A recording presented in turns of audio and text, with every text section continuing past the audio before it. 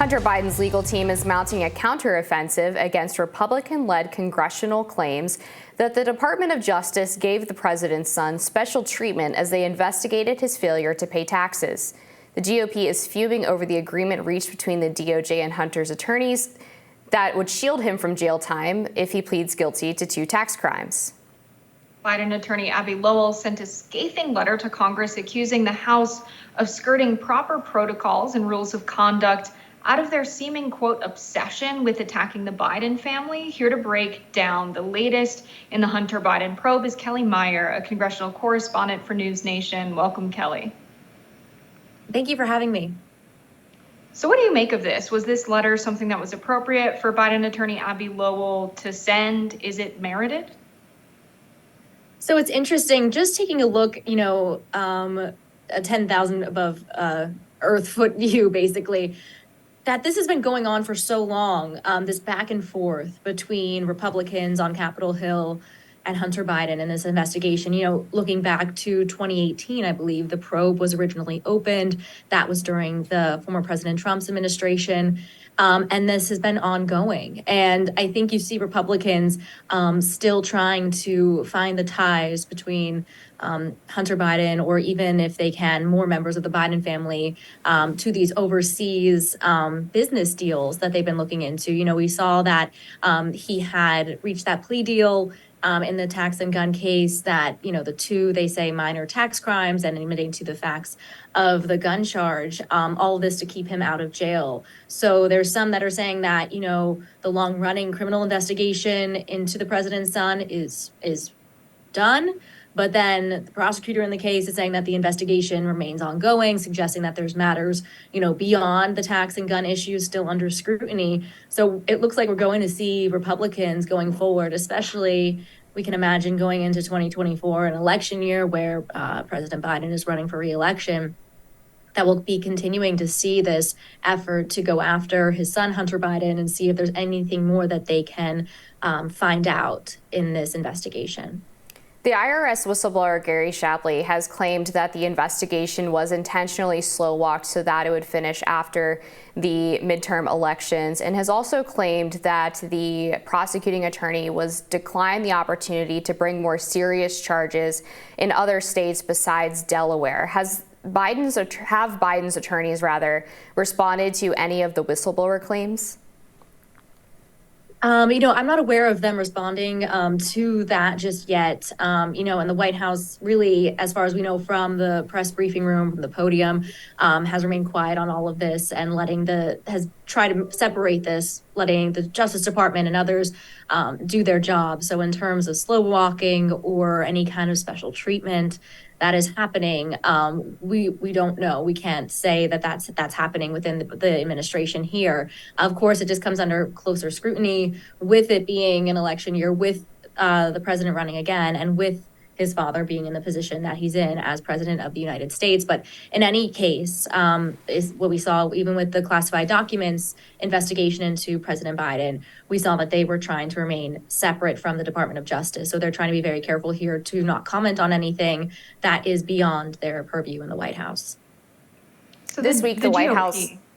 Go ahead, Jessica. Sorry, go ahead, Amber. Okay, sure enough. This week, the White House was in disarray after a white powdery substance, which turned out to be cocaine, was found in the West Wing last Sunday. We still don't know who the cocaine culprit is, but we've learned some new details about where the package was located. Let's watch. There are, in fact, 2 West Wing. I don't have. There are, in fact, 2 West Wing entrances. You know that. I know that. But for the benefit of our audience. And now the investigation has progressed. And so they're saying the West Executive entrance, which, as you noted, is closer to the Situation Room and closer to the Navy mess, where there's the facilities for food and so forth. It is also next to West Executive Drive. That's where, for example, the vice president's vehicle is parked. When pushed for more information, White House Deputy Secretary Andrew Bates told reporters on Air Force One this yesterday. Let's watch. I don't have a response to that because we have to be careful about the Hatch Act. What I will say is that I have noticed there does seem to be some increasing frustration coming from that corner in general. And I think it is probably rooted in the contrast between their substantive policy records. So, Kellie, do you think the Hatch Act would be relevant there for them to speak on this or not? There's a lot of criticism around that. And, folks weighing in on both sides, saying that, this situation is different. There's a lot of questions, more so going into the security, how something like this could get in, be left in the area it was left in. Just because could this happen with something else, maybe something anthrax or something like that? Because remember, when this first happened, they didn't know exactly what it was. It went through, being analyzed. The DC fire came in, and they were able to conclude that it was cocaine. But there was concern that it might be something else, and that being so close to where the president is, if it is, as they said, close to the Situation Room, things like that. So there's this larger concern of how something like this could get into the White House and what they're going to do going forward. So I guess they're arguing that this is more of a safety and security matter, national security matter, even beyond just the headlines of cocaine found in the White House and whose was it. I think we're taking a look more at how can we keep the White House safe and ensure that something like this doesn't happen again. The Biden administration previously dismissed several staff members because they had been using marijuana, but in response to assertions about who the cocaine might have belonged to, the White House has been kind of mum on what the potential disciplinary actions would be for that individual. Why do you think that they've been so tight-lipped about a possible response to whoever is found to be the culprit? It's hard to say. I believe that, they're looking at this as though it's too soon to tell what the punishment or anything would be, because we don't know whose it was, or they say they don't know who it belonged to. They keep bringing up the fact that tours may go through, and then things are coming up that it might not be where tours were going through.